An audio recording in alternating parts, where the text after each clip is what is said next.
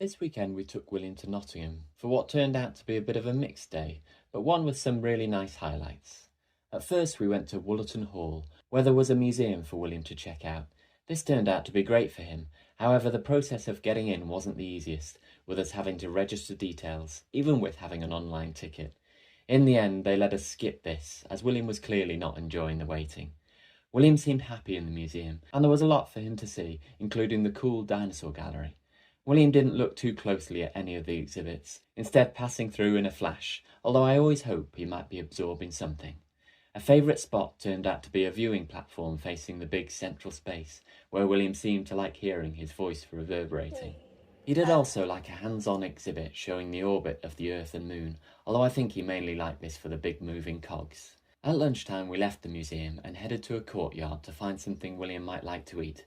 However, we had a bit of trouble here, with William spotting some fairground rides that were closed. I think he'd realised this before we got to them, as he pulled me towards them while moaning and getting angry. I guess he just wanted to try his luck. We managed to get a few bits to eat, then tried to go back to the museum. Again the queuing seemed to upset William, and unfortunately he didn't last long here this time. We never did get to enter our details either. Instead we headed out for a walk around the outside of the hall. This was nice, and William enjoyed doing some more eating while taking in the outdoor sights and sounds. However, our circuit took us back to, you've guessed it, the closed rides, so William had another upset phase. I thought of a possible solution though. William seemed most desperate to go on the big wheel here, so we all went to a new location, where we found this. This was the much bigger wheel at the Nottingham Christmas market nearby. Thankfully we got to use a disabled parking spot, so only had a couple of 100 metres walk to get to it, and then surprisingly little queuing. William loved his big wheel experience, and we were happy that he finally got his fairground time.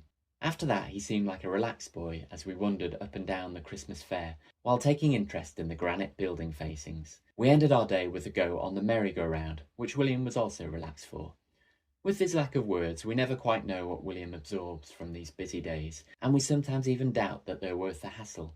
But at home, he shows us his interest in some of the natural elements we see on these adventures, so maybe they shape him more than we realise.